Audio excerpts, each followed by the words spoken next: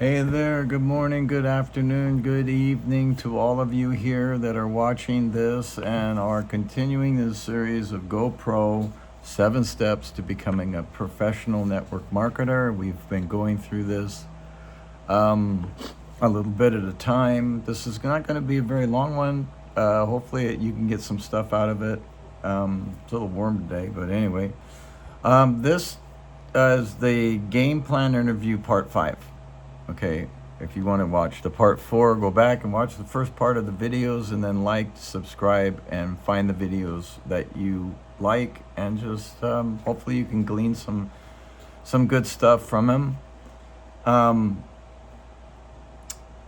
So what you got to do is always end by giving some specific assignments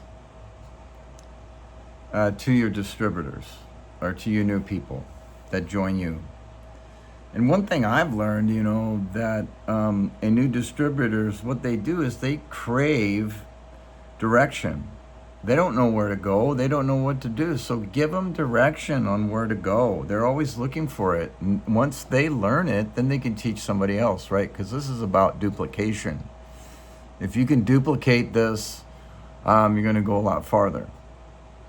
So anyway, and they crave this direction and they respond incredibly well to simple, assignments. Like a simple assignment would be, hey, just call 3 people today, or just get in touch with somebody and just say, hey, give them some pointers on what to say. There's a lot of things you could say that you just like. I'll give you a funny story. I'm out there, I'm always looking, I'm always prospecting. No matter where I go, I'm prospecting. I'm always looking, I'm always checking. And here's a story. I was in a grocery store called Trader Joe's. I don't know if you have them over there, but Trader Joe's was, a place you can get pretty good prices for groceries and stuff. They have pretty good healthy stuff. So I walked in there, I got a few items, some fruit shows up. I got a watermelon and some other things. I saw some mangoes. Guy was putting them up on the shelf. And I'm dressed up better than I am, but I was dressed up and I was wearing a hat, and he was wearing the hat over there, and I was like, the guy goes, he's over there putting them up. I said, hey, are those angles any good? And he goes, yeah, they're good. I said, hey, can you get me one that's good? Because he had a cart there, and I'm like, I don't want to go over him. So he reaches in, he gives me one, puts it in the cart. Hey, can you get me one more? Just one more. He reaches up and he gets one. He goes, hey, are you working? I said, yeah, I'm working. And he goes, what are you working? Or what are you working? I said, I'm working on you. He laughed for about 10 seconds, and then I tried to tell him a little bit, but he didn't want to. He said no. I wanted to get his phone number. I said, hey, why don't you give me your phone number? I'll text you some really good stuff, and you'll like it. And he was like, no. I said, okay, fine, goodbye, hey, have a good day. That's all I did. Prospecting is just trying to get the person. You can't say the wrong thing to the wrong person or the right thing to the right person. It never works. It will never do that. So anyway, so give them a deadline to complete this task. Say, hey, I want you to go out there and I want you to talk to a few people. I want you to just get one person to come take a look. That's your goal. One person.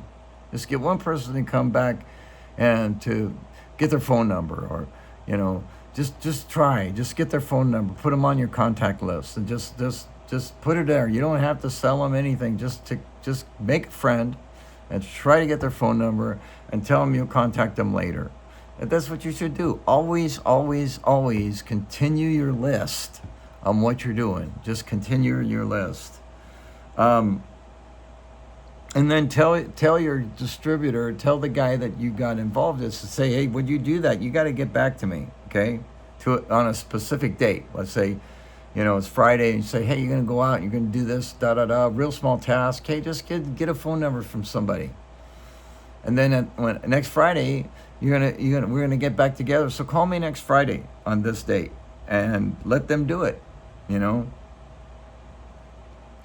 It's just like exposing the prospect, to the exposure process on a prospect. You just keep Take them through the process. Let them take a look. They don't understand it. What scale are they on?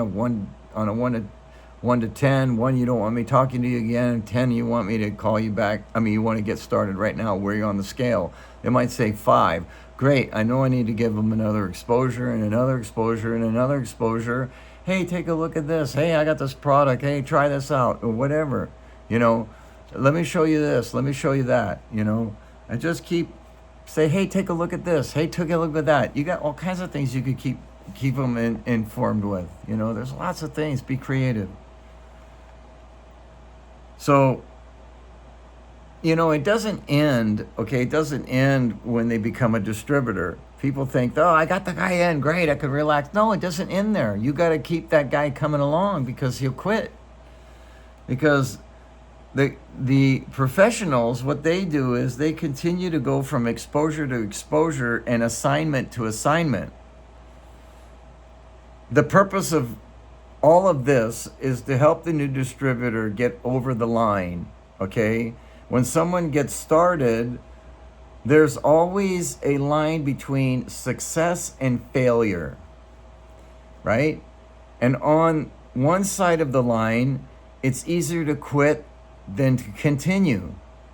And on the other side of the line, it's easier to continue than quit. So, what can help the person get over the line? One of the things is signing up a new, you know, customer for for a product that the company owns, you know, or signing up their first distributor, you know, getting their first commission check, right? Attending a big company event, you know, making friends inside the organization that you belong to and proclaiming their intentions to the world. So, you know, you got to have a story. If you tell your story rather than what you're doing, just tell your story. Hey, I got involved with the company. Hey, it's great. I'm so excited about it, and I'd like you to listen. I'd like you to tell you about it, but don't tell them what it is. Just say, hey, I'd like you to hear about it. I'd like you to give your opinion on it. Can you do that for me? Something like that. Getting promoted to the next level would be something that they would do, and being recognized for some sort of achievement, right? There are hundreds of other things that can contribute to a person getting over the line, okay? As, you know, as a sponsor, your job is to help them get over the line and stay over the line, and the line never really goes away. It always is there, and you, as a leader, need to continuously be aware of where your people are emotionally. People make it, I mean, I remember me, man, I was trying so hard, and everybody I talked to said no. And the guy couldn't believe it, the guy that was working with me. And man, I was crying. Basically, I got so upset. I was so frustrated. I was so like let down so much. I just broke down crying because he was telling me, hey, you just need to do this, you need to do that. And I was just out of my wit's end. And I didn't quit. I'm not one of those quitters, but it just was hard. But you got to keep going. So it never goes away. The line never goes away. You know, you need to be aware, like I said, where your people are emotionally. This way you can continue and encourage them to never, ever, you know, give up on their dreams. And once you have their dream and what they want to do, then you could actually just, I'm not saying use it against them, just remind them what their dream is and keep them going, because people need help, and they will always, some people want to quit right away. They don't want to continue because they keep getting no's. But you got to remember, a no is not N-O, it's a K-N-O-W. I don't know because I don't know enough, and that's what they're telling you. I've got money, but I ain't got money for you. You know, that's a lot of that happens too. They've been burned, the rug pull, whatever it is. They don't want to get in another one. They're upset at MLM Why are they upset at it? What didn't they do to make it work? Because it does work, but sometimes people blame it on it, and they never really worked it. They never really took the time to work it. So just hope that helps. Hope you get some things out of that. And I want to say thank you. Please subscribe, please like, and please comment on this here. If you come across it, go back and watch the other videos I've done. Hopefully it will give you some pointers and some nuggets and some tips and tricks that you can learn and you can use. So give me a thumbs up, type a comment, and share this out so the algorithm goes out. I'd really appreciate it. Hey, see you at the top.